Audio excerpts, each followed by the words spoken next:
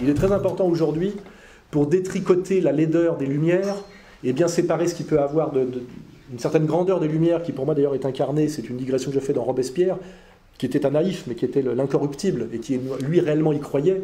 Parce que souvent le sale boulot est fait par des purs qui y croient, manipulés par des salopards, qui les envoient sur un chemin de naïveté, et qui, quand ils ont fait le sale boulot à leur insu, sont détruits, vous voyez.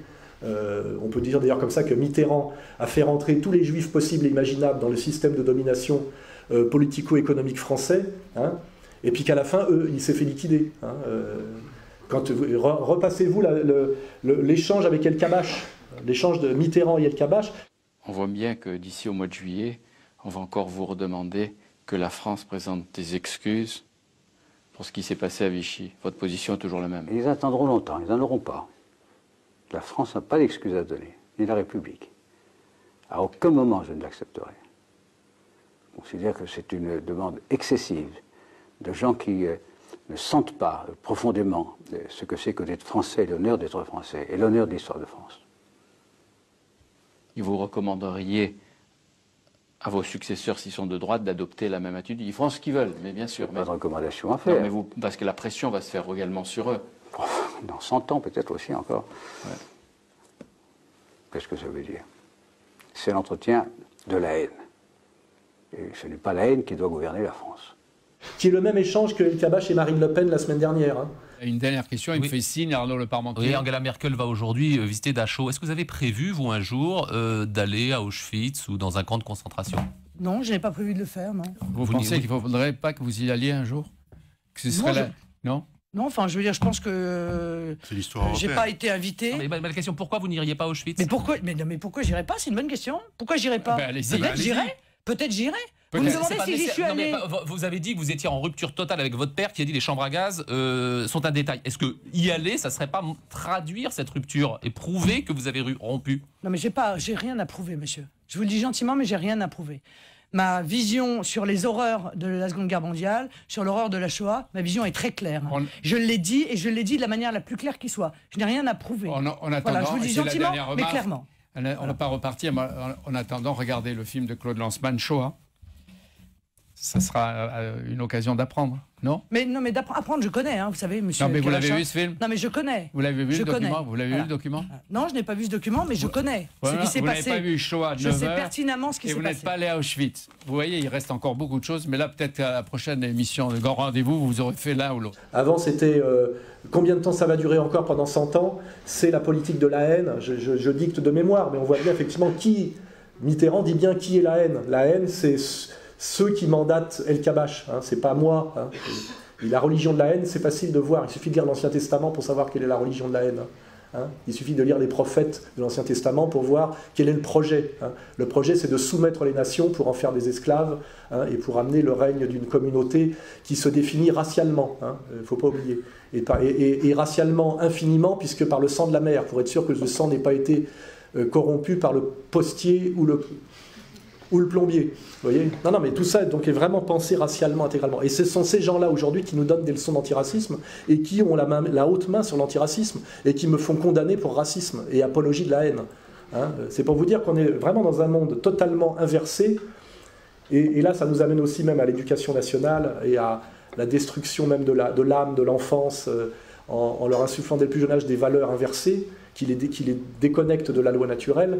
C'est que pour que tout ça passe au niveau du peuple français, il faudra rendre le peuple français infiniment bête, infiniment stupide, infiniment émotif, infiniment éloigné, de même ce qui était le projet des humanités des Lumières, qui était la transmission de la maîtrise de la logique, vous voyez, du logos. On voit bien aujourd'hui qu'il y a un processus, quand on parle de descendre, de destruction généralisée, parce que le peuple français, avec son bon sens, on va dire pays de Descartes, même si on ne veut pas trop rentrer dans le détail sur les faiblesses mécanistes de Descartes, c'est qu'en fait le français normal ne peut pas descendre aussi bas que là où on lui demande, il voit bien que, et le faire descendre au nom toujours de l'égalité et de la liberté. Hein. C'est toujours ça, c'est-à-dire qu'on arrive aujourd'hui à une dictature policière d'un tout petit nombre, et ça se fait toujours au nom de la liberté et de l'égalité. On prétend toujours nous défendre notre liberté et notre égalité. Hein. Et aujourd'hui, on voit bien que pour que le peuple de France accepte de descendre aussi bas dans une logique totalement inversée, il va falloir qu'on détruise en lui, par la petitesse, tout esprit de rébellion, hein, je reviens à ça, c'est-à-dire cette lâcheté, cette soumission que je vois tous les jours, et c'est pour ça que je vous félicite d'avoir simplement le courage d'être là, je pense qu'il faut être déjà courageux pour venir là ce soir. On a des gens de plus en plus petits, c'est-à-dire qui sont que dans la soumission et la lâcheté, et qui disent oui, mais ferme ta gueule, bouge pas, il y a toujours une petite place à prendre, serre les fesses, enfin, vraiment, et qu'on le voit par je dirais, l'effondrement quasiment physique du personnel politique. On ne nous sommes aujourd'hui que représentés que par des nains, et je dis même des nains physiques. Hein. On a un ministre de l'Intérieur qui est le chef de la police, qui est un petit passif d'1,60 m, vous voyez ce que je veux dire? C'est pas normal, vous voyez, c'est pas normal que les flics, hein, quand on voit ce que c'est qu'un grand flic, soit obligé, et pour chef, une petite franc-maçonne d'1,60 m qui travaille entièrement pour l'étranger et pour soumettre et humilier le peuple de France, et y compris d'ailleurs sa propre police. Hein, car je fais une petite digression, depuis que les flics s'étaient amusés à faire des quenelles dans tous les sens, il est passé des directives en interne, etc. On a fait le ménage. Je le vois même moi chez les gendarmes qui sécurisent les tribunaux, parce que j'y suis en permanence, c'est plus les mêmes gendarmes qu'il y a 2 ans. Les gendarmes, il y a 2 ans, ils faisaient des quenelles à tout va. Aujourd'hui, on a de plus en plus de petits gendarmes, des petits teigneux qui viennent m'emmerder quand je me mets à parler avec mon avocat, qui viennent m'emmerder, qui sont des petits avortons comme ça.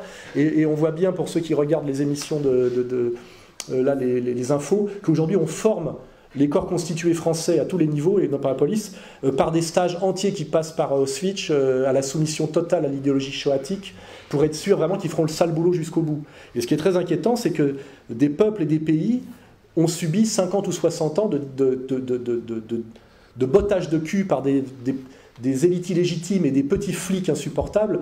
Demandez à ceux qui ont vécu la Hongrie d'après-guerre, la Roumanie d'après-guerre, la Pologne d'après-guerre, comment ils ont morflé, et que la France peut tomber là-dedans, et on peut vivre peut-être, s'il n'y a pas un vrai sursaut du génie français, de l'esprit français, de la dissidence et du courage, une dictature de petits valses avec des petits flics qui, au nom de l'idéologie shoatique, passeront leur temps à nous persécuter, à nous soumettre. Et on le voit bien aujourd'hui par des marqueurs très simples. C'est qu'aujourd'hui, se scandaliser de ce qui se passe à Gaza, vous voyez, hein, qui normalement doit révolter, je dirais même, l'esprit soi-disant voltairien, aujourd'hui, un Premier ministre vous dit que c'est de l'antisémitisme déguisé. C'est-à-dire qu'aujourd'hui, nous devons être sionistes, et pas à l'époque où on pouvait rêver sur le kibbutz, mais être sionistes dans l'Israël de Netanyahou, de Plomb Durci, de Lieberman, de la Cisjordanie, c'est-à-dire de fanatiques militaro-religieux qui proclament et éructent leur haine de l'humanité courante au monde entier.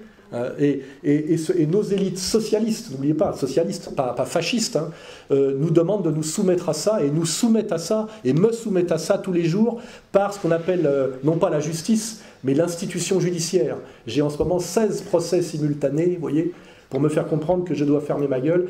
Un contrôle fiscal carabiné qui vient du plus haut de Bercy, qui me demande de justifier à peu près chaque chèque que j'ai pu encaisser, et même avec le double contrôle fiscal aussi sur soi-disant la possibilité que je sois soumis à l'impôt sur la fortune, ce qui est délirant, me demander des comptes sur des choses qui remontent à 8 années. Vous voyez, vous imaginez, c'est-à-dire pour me pousser à la colère, au désespoir, à l'épuisement, par les moyens les plus vils qui existent, pas un combat dans l'honneur où quelqu'un me provoquerait en duel pour me passer par l'épée, mais pour me rendre dépressif, suicidaire, voire criminel, parce qu'à un moment donné, je fais en sorte de ne jamais voir mon contrôleur fiscal en payant quelqu'un, parce que je peux encore le payer, grâce à vous d'ailleurs, pour le voir à ma place, parce que le danger, c'est qu'à un moment donné, le petit avorton mandaté pour me persécuter, je risque simplement de le tuer avec mes mains, car je peux, moi, avec mes mains, le tuer en moins de 5 minutes. Vous voyez, c'est ça la réalité. Et pourtant, je suis obligé de subir sa persécution mesquine, comme une fourmi.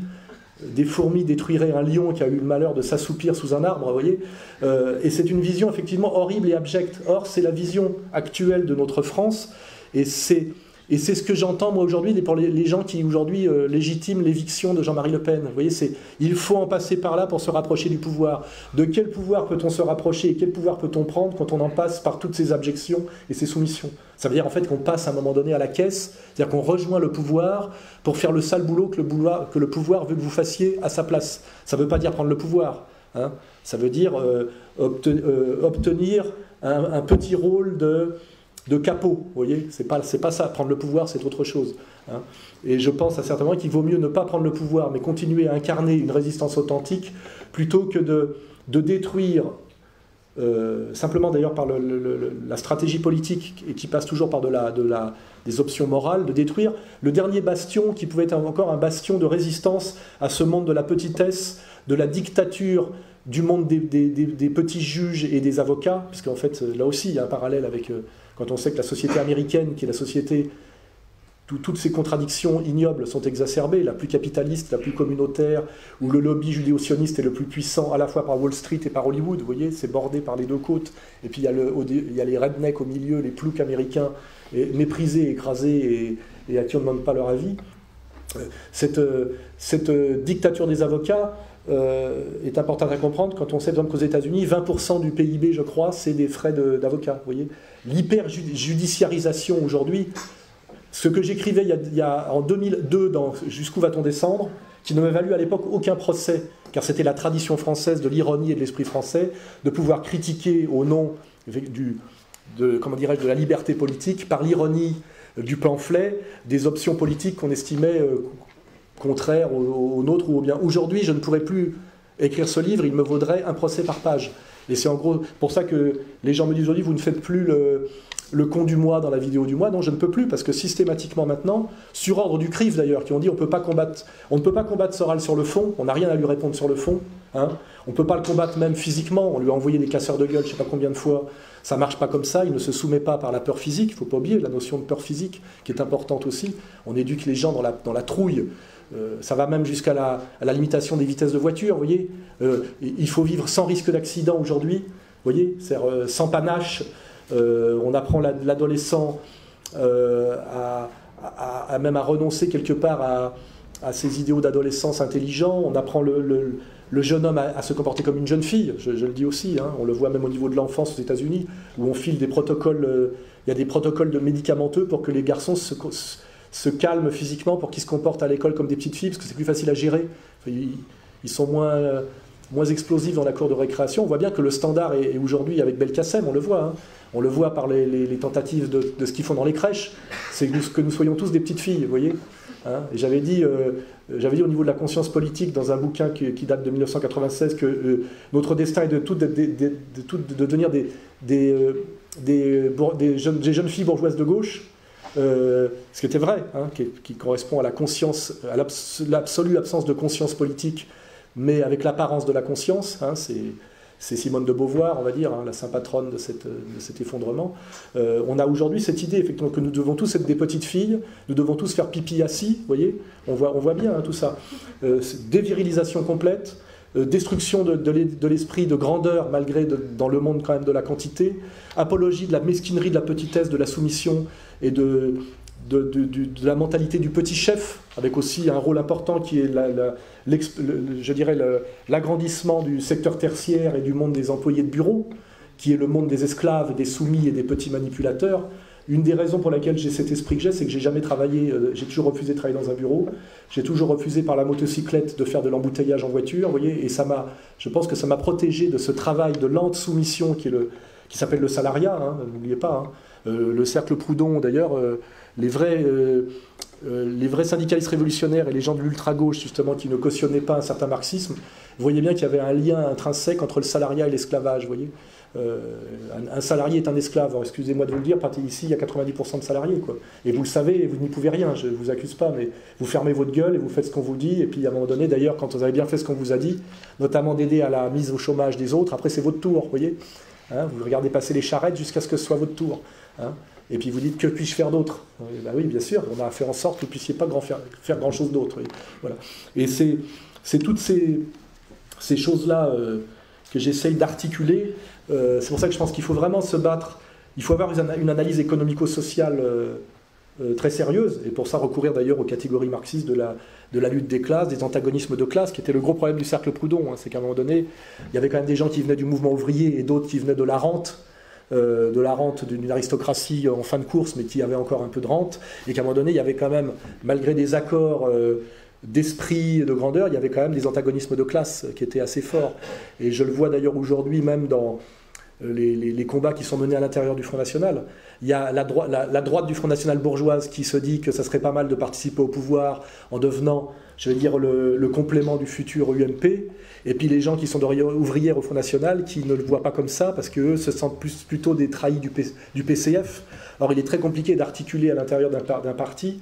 Quand un parti ne recouvre pas une classe sociale, hein, et qu'il est composite, comme le cercle Proudhon, comme Égalité et Réconciliation, la fragilité est beaucoup plus grande, parce que les antagonismes de classe peuvent ressortir plus facilement, de même d'ailleurs que les antagonismes raciaux et religieux. C'est pour ça qu'effectivement, une société ethniquement cohérente, religieusement unitaire, et de petits entrepreneurs, c'est-à-dire de travailleurs libres, est une société incroyablement solide face aux agressions extérieures. Or, ça ressemble à la société, je dirais, si on recherche un précédent de l'histoire, à la société de la démocratie grecque telle qu'on nous la vante, qui est en fait une société de petits patrons propriétaires terriens qui savent manier les armes, vous voyez, qui savent manier les armes et qui sont capables de s'allier militairement. Et ça, effectivement, c'est sans doute la société la plus dure à combattre, à détruire de l'intérieur et à combattre de l'extérieur. C'est en fait le vrai idéal grec, mais qui en fait, si on l'analyse par rapport à ce monde aujourd'hui de la petitesse et de la quantité, est un monde totalement aristocratique, en réalité, si on comprend bien ce que veut dire le mot aristocratique étymologiquement. Donc là aussi, il y a un travail de détricotage. Qu'est-ce que la démocratie? Bon, comprendre l'Empire, j'ai quand même fait pas mal de boulot. Aujourd'hui, nous sommes dans une démocratie de marché et d'opinion qui, en fait, en dernière instance, le pouvoir de l'argent et du mensonge. Hein. Le pouvoir de l'argent, c'est-à-dire des plus riches, qui prennent le contrôle sur les médias pour manipuler l'opinion par une idéologie d'opinion, une idéologie dominante, et qui est en fait le règne de l'opinion, qui est le contraire du règne de la vérité, qui, comme chacun sait, doit se chercher d'ailleurs, qui est un dur travail. Et donc nous sommes aujourd'hui, évidemment, dans la dictature de l'argent, relayée par l'abêtissement, par le mensonge. Hein. Et on voit bien que nos représentants politiques majeurs et nos représentants médiatiques majeurs incarnent totalement ça aujourd'hui, et qu'à la limite, la seule réaction qu'on a, souvent, c'est de se dire « je ne regarde plus la télé », j'essaie de fréquenter des gens qui partagent mes idées, donc on se rapproche du cercle R. Je vais essayer de me retirer même de la ville et essayer de devenir, de prendre la campagne étant abandonnée, il y a encore un petit espoir de ce point de vue-là, de faire de la permaculture dans une ferme en ruine qu'on aura rachetée. On est tous en train de penser à ce genre de projet, tellement la situation est, pour un être, je dirais, qui est encore un être humain, incarnant la loi naturelle, tellement la vie est insupportable. Et je le dis bien, la vie est insupportable non pas parce qu'on n'a pas à manger, personne aujourd'hui ne combat contre la faim dans nos social-démocraties libérales avancées. En fait, on combat pour la dignité, même si on n'arrive pas à mettre ce mot-là. On nous nourrit, on nous gave jusqu'à l'obésité, c'est aussi un lien. L'homme sans qualité, l'homme de la quantité, c'est aussi l'obèse, hein, c'est l'obèse américain. Hein. 130 kilos de junk food, con comme un balai, 8 heures par jour devant sa télé à zapper, consommant du sport sans jamais en faire. Hein. Regardez le commentateur de foot, il incarne parfaitement ça, le gros là. Comment il s'appelle ? Ferme ta gueule, gros con, quand tu n'es même pas capable de courir le 100 mètres en moins de 20 secondes, comment tu peux te permettre de critiquer la faiblesse d'un joueur de niveau mondial parce que tu trouves qu'il rate de temps en temps un contrôle dans un match de la Champions League, qui est un match qui demande une technicité, une vitesse de jeu incroyablement. Il y a une obscénité, vous voyez. Qu'un ancien champion commente le football, c'est normal, vous voyez. Quand Zidane peut critiquer un grand joueur, mais quand un obèse se permet de le faire, j'ai envie de lui botter le cul, parce que je suis encore hanté, moi, par la loi naturelle. Je trouve que c'est obscène, vous voyez, c'est obscène, voilà. Et ce type-là ne le comprend même pas, il fait le malin, vous voyez, là, comme ça. Ça, normalement, ce type-là, il y a une certaine époque qui n'est pas si ancienne, les commentateurs de sport étaient d'anciens sportifs de haut niveau, très souvent, ou des types très humbles, qui étaient dans l'admiration des sportifs. Aujourd'hui, on a des blaireaux qui donnent leur avis à tout bout de champ, en se prétendant, et puis on organise d'ailleurs, vous voyez sur la chaîne qui est le 21 là, les mecs qui s'amusent à commenter le foot, de plus en plus de femmes pour commenter le foot. Voilà, enfin, on voit bien, toujours pareil, cette destruction des bastions où pouvait encore se réfugier, je dirais, l'âme humaine saine, parce qu'effectivement au départ le sport, c'est pas pour rien que l'aristocratie embourgeoisée anglaise, à un moment donné, a produit le sport comme pratique d'élite, parce qu'il fallait, je pense, une compensation à la laideur morale des élites capitalistes et aristocrates anglaises, qui est l'aristocratie la plus dégueulasse du monde, puisque c'est une aristocratie entièrement bourgeoise. Il fallait forcément rééquilibrer pour que ça reste des élites par autre chose. Et en même temps qu'ils se comportaient comme des porcs, Ils se comportaient comme des porcs dans leur affairisme colonial de la société des Indes orientales ou occidentales. Ils faisaient du rugby à Oxford parce il y avait une intelligence de l'élite, vous voyez. Mais aujourd'hui, on le voit bien par nos élites à nous, qu'elles sont... on voit même par les élites journalistiques de Canal+. On n'a que des avortons arrogants, haineux et très souvent homosexuels d'ailleurs, hein, je le dis. Bon, je me fous, il n'y a pas de police des braguettes et tout ça, il y a une homosexualité grecque, enfin je veux dire, et virile et tout ce que vous voulez. Mais on voit bien aujourd'hui quand même que c'est des marqueurs, quoi. Voilà, que aujourd'hui, on a des petits trous du cul, c'est le cas de le dire, puisque c'est là que se situe leur vision du monde, leur quant à soi et leur rapport à l'autre. Ils se définissent par... Bah oui, il faut bien se définir par quelque chose. Moi je suis écrivain, éditeur, homme public. Il y en a, ils se définissent, ils disent je suis gay. Donc j'ai dit, ça veut dire qu'ils se définissent par leur trou du cul. C'est pas une pratique sociale, j'ai toujours dit c'est une pratique de loisir, mais tout ça effectivement montre bien effectivement une évolution du rapport à soi, du rapport à l'autre et de ce qui fonde, je dirais, l'être. Vous voyez, voilà. Normalement, dans une société classique, on est ce qu'on fait. Il y a un type, il est menuisier, charpentier, évêque. Vous voyez. Aujourd'hui, on est jeune fille de gauche. Gay, vous voyez, tout ça c'est des marqueurs, hein. Il faut être capable d'articuler ironiquement tout ça, je le dis bien, parce que j'essaie toujours de rester un peu rigolo, ce qui fait d'ailleurs que les faux intellectuels ou les prétentiaires comme Todd ne me considèrent pas comme un intellectuel, parce qu'eux sont totalement des intellectuels du règne de la quantité. Vous voyez, ils sont démographes et statisticiens, vous voyez, ce qui leur amène à des pensées totalement grotesques, puisqu'après avoir parlé du hollandisme révolutionnaire, aujourd'hui, il dit que tous nos problèmes nous viennent du catholicisme zombie. Je ne présente pas, c'est-à-dire que le mec il voit toujours le rôle de l'Allemagne dans la crise, le rôle du catholicisme zombie, il ne voit jamais le CRIF. Mais bon, il est peut-être, je crois, l'arrière-petit-fils du grand rabbin de Bordeaux. Peut-être qu'il y a quelque chose qui bloque dans son cerveau, vous voyez. Voilà. Donc, peut-être pour finir, parce qu'il faut que je pourrais parler comme ça, moi, comme Fidel Castro, pendant 12 heures, quand je serai dictateur, je ne manquerai pas de le faire, dans la chaîne unique en noir et blanc que j'aurais réimposée à tout le monde.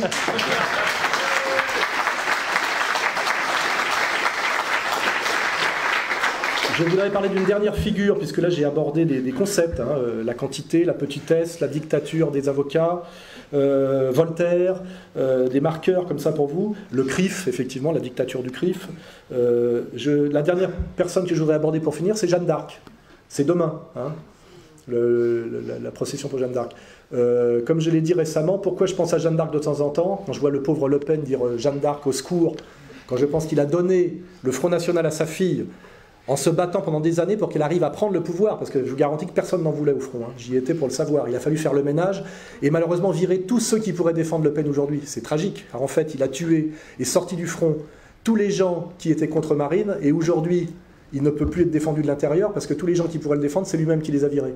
Pourquoi? Parce qu'il a transmis le pouvoir à sa fille en pensant peut-être que la loi de la fidélité au père, qui ça aussi fait partie des valeurs que nous défendons, serait plus grande que la petitesse du calcul et de la soumission.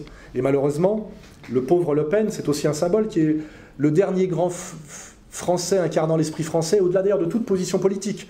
Ancien engagé, lieutenant de la Légion, je crois, ou sous-lieutenant légionnaire, enfin je veux dire, qui incarne encore, qui est capable de réciter des centaines de poèmes par cœur, qui connaît toutes les chansons du répertoire. Homme admirable de la France mourante, vous voyez. Quand on le voit dire Jeanne d'Arc au secours à 86 ans au défi du premier, ça donne les larmes aux yeux, parce qu'on se dit ce dernier grand français est en train d'être tué, et il est tué par quoi? Par sa propre fille, un avocat marron ancien trotskiste de Marseille, un énarque. Il y a une tragédie, hein, et pour ceux qui me disent oui mais c'est le prix à payer pour accéder au pouvoir, je veux dire, cette chose-là à laquelle ces gens-là accéderont, et vous verrez que je suis prophète, Marine n'accédera jamais au pouvoir, hein. C'est Philippot qui accédera au pouvoir et Maître Collard, eux ils auront des places, elle n'aura jamais aucune place, car les gens qui nous dominent sont des racialistes intégraux, ils ne laisseront jamais une Le Pen, fille de son père, accéder au pouvoir. Elle aura fait le sale boulot pour les autres et elle se fera dégager à son tour, comme s'est fait dégager Chirac après avoir fait le coup du Veldiv, comme s'est fait dégager Mitterrand pour n'avoir pas accepté ce sale coup-là. Elle sera elle-même aussi éliminée à son tour. Vous verrez, je suis prophète, vous verrez que je vous dirai, Soral l'avait prédit, comme à peu près tout, hein, ce que j'ai prédit depuis 10 ans. Hein, voilà. Et donc la dernière figure effectivement à laquelle je me réfère, c'est Jeanne d'Arc, parce que quand tout est perdu, dans l'histoire de France, il y a eu des miracles, même si c'est des miracles instrumentalisés politiquement, on le sait, sous la Troisième République, etc., ne soyons pas naïfs, mais il y a eu à un moment donné l'idée et qui correspond à quelque chose de réel, qu'un petit personnage totalement imprévu et atypique, une jeune pucelle de 17 ans, fille de campagnard, mais ça peut être aussi à un moment donné un petit nobliau corse très récemment rattaché à un pays en pleine révolution, ça peut être un général qui n'a jamais fait la guerre, à un moment donné peut arriver un miracle. Et le miracle de Jeanne d'Arc est très impressionnant parce qu'il est... il était très très improbable, vous voyez. Rappelons-nous en gros qu'à l'époque, la France était sous domination anglaise, 70% du territoire était passé sous contrôle étranger. Si on admet que Charles VII était la légitimité française, c'est sans doute en se référant à l'histoire de France telle que la conçoit Bainville, sans doute. Il y a des gens qui discutent que ça aurait été mieux qu'elle n'existe pas et que Charles VII disparaisse, ça aurait fait l'Europe plus tôt. Je pense que c'est la thèse de De Grelle même, je crois, et que ça aurait été mieux que les Bourguignons avec les Anglais nous fassent un gros machin. On peut en discuter. En tout cas, ce qui est sûr, c'est qu'à un moment donné, un petit personnage improbable arrive à renverser la situation. Alors que tout était perdu, comme aujourd'hui on peut dire, les forces en présence sont catastrophiques, puisque même le Front National qui pouvait incarner l'espoir, aujourd'hui, on voit qu'au moment même où Marine accepte, après 10 ans de demande du CRIF, je le sais parce que j'ai assisté à la première réunion de demande, hein. J'y étais. La première réunion, on a dit « Vous réintégrerez l'arc républicain le jour où vous tuerez le père ». Et elle a dit non, non, non, non, non, jusqu'à ce qu'elle dise oui. Ça doit faire une dizaine d'années, vous voyez.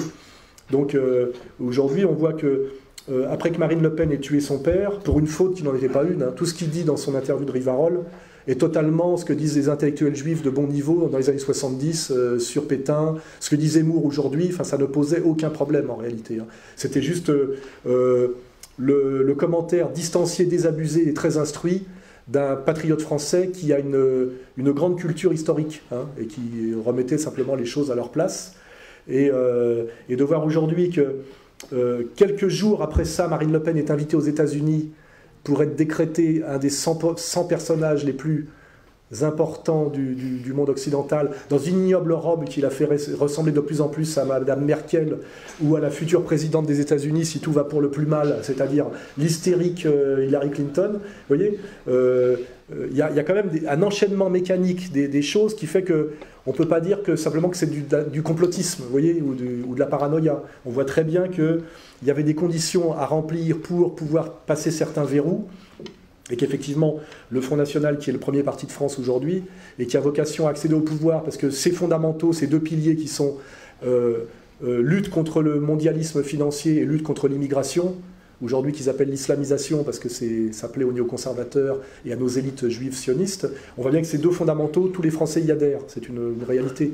Donc le Front National a vocation effectivement à accéder au pouvoir. Le problème, c'est comme me l'a dit Patrick Buisson lui-même, la dernière fois qu'on s'est vu, il m'a dit, parce qu'il est très intelligent, très cultivé, très ironique et très fataliste, ce qui l'a amené d'ailleurs à devenir le principal conseiller de Sarkozy, alors que c'est un type d'extrême droite, d'un antisémitisme forcené, il m'a dit, tu verras Alain, en rigolant, le jour où le Front National prendra le pouvoir, et il le prendra, le président et le trésorier sont... Voilà, plaisanterie, et en gros c'est ce qui va se passer d'une manière plus ou moins directe ou déguisée. Voilà. Je sais que les propos que je tiens aujourd'hui peuvent me valoir pratiquement la prison, mais on en est là. Voilà. Donc, pour citer Jean-Marie Le Pen, pour qui j'ai un infini respect pour sa solidité dans la résistance et pour incarner peut-être le dernier dans le personnel politique, je veux dire cet esprit français, qui n'est pas tout à fait ce qu'incarne Dupont-Aignan, malgré ses petits efforts, quoi. Jeanne, au secours, voilà. Hein. On l'attend et peut-être qu'elle se présentera sous une autre forme, hein, voilà. Et je ne pense pas que ce soit Marine Le Pen. Hein. Vous regardez Jeanne d'Arc, vous regardez Marine Le Pen en photo là aux États-Unis avec son espèce de robe de poufias. C'était... Non, mais je veux dire, à un moment donné, je suis désolé, hein, on est dans un monde de violence et d'incroyable dureté. Le Pen est tué par sa fille. Moi, je subis ce qu'on appelle le meurtre du frère par ma propre sœur. Vous voyez, on est quand même dans un monde où des gens qui sont cachés, infiniment mesquins, minuscules et cyniques et méchants, et d'autant plus méchants qu'ils sont minuscules, il suffit de regarder le physique d'Aziza et sa méchanceté. La dernière fois au tribunal, il m'a poursuivi jusque dans les toilettes où j'allais pisser, pour me dire, tu seras bientôt en prison, ça sera bientôt la prison. J'étais en train de pisser, j'ai failli me retourner pour lui pisser dessus, mais je me suis dit... Non mais vous imaginez le délire du type, il me suit jusqu'aux toilettes du tribunal, tu vois. Il est haut comme ça, hein. On dirait Max la menace, vous voyez. Et il me dit, ça va être bientôt la prison, comme ça, hein, genre, en jouissant comme ça. On est dans un monde quand même où on subit des violences incroyables et qu'on n'a pas le droit de se défendre. C'est-à-dire que moi, je passe mon temps à me faire donner des coups de pied à tous les sens du terme par des nains. Et si jamais je lève la main, je pars directement en prison. C'est ça. Et ça me donne le droit, je crois, de me faire un peu plaisir par ce qui est très français, qui est le verbe. Vous voyez, je ne fais jamais, moi, que parler sur un ton ironique et taquin, qui est en fait assez, pour les gens qui me connaissent et qui regardent mon travail objectif depuis 10 ans, assez dépourvu de violence réelle. En réalité, je suis parfois colérique, parfois émotif, mais je pense que je travaille, je finirai là-dessus, à la réconciliation nationale authentique. Je n'appelle jamais à la violence. Personne n'a jamais produit aucune violence en mon nom. Ça n'est encore jamais arrivé, malgré toutes les provocations et les manipulations. Et c'est là-dessus que je finirai. Bien sûr, n'oublions pas dans tout ça de rester français, c'est-à-dire plein d'ironie et de désir de réconciliation. Voilà, merci.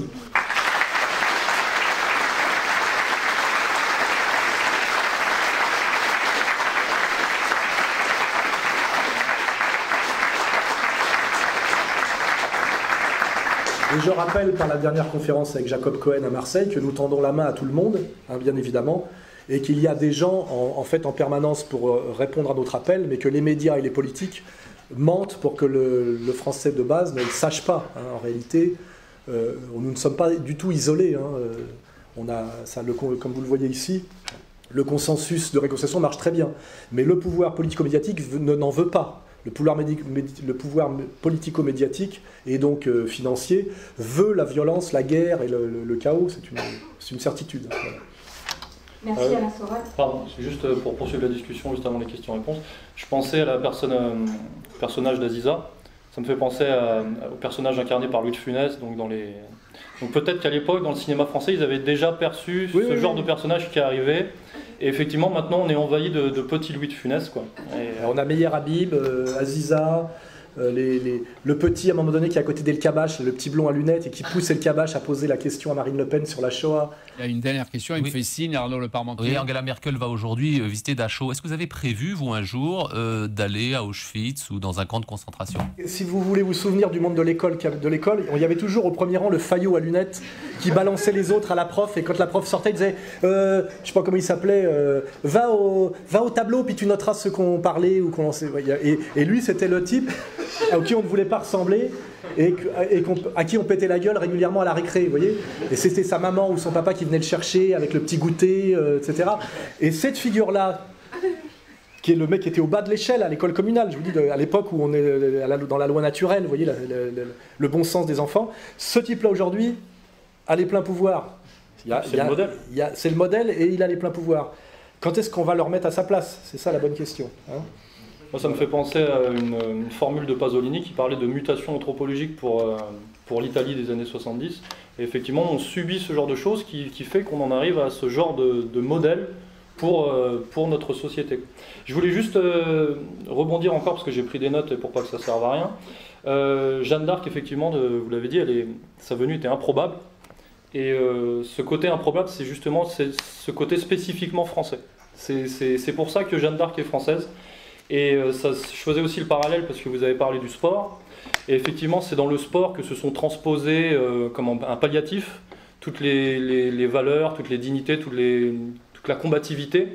Et encore, on peut le vérifier dans les équipes françaises, on le vérifie encore. Malgré tout, déjà. Il y a toujours ce côté imprévisible. Voilà, c'est quand au rugby, par exemple, quand on affronte les All Blacks ou des machins.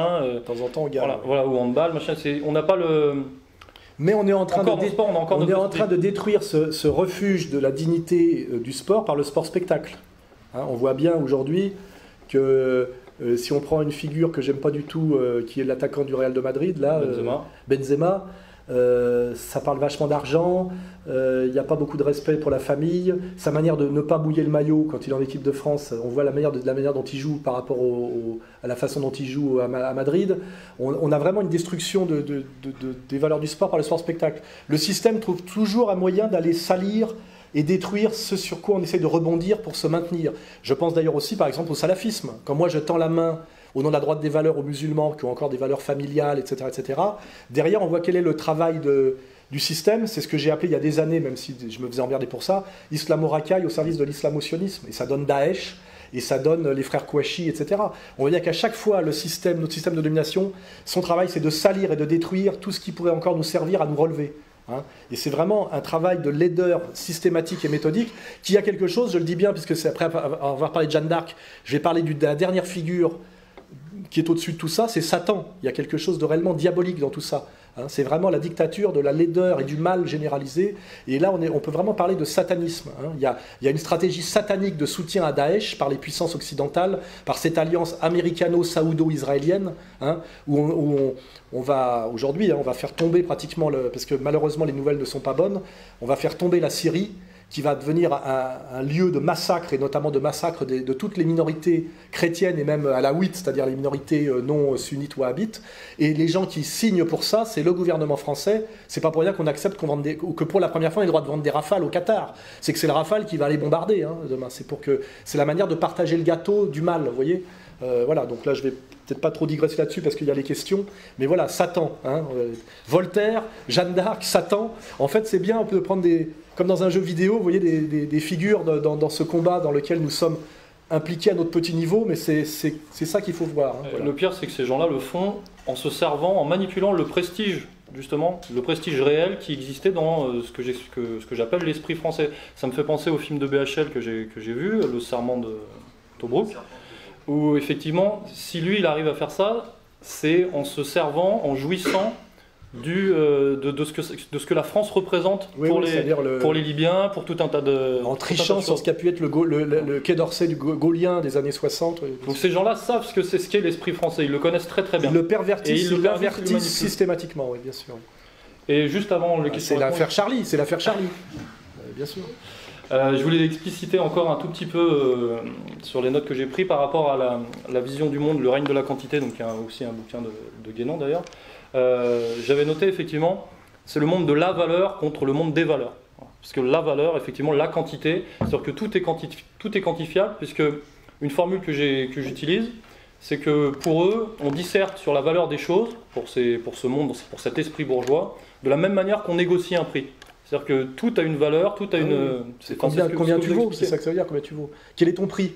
Moi, le message que j'ai reçu pratiquement tout le temps, depuis des années, c'est quel est ton prix pour fermer ta gueule, tu vois, en gros.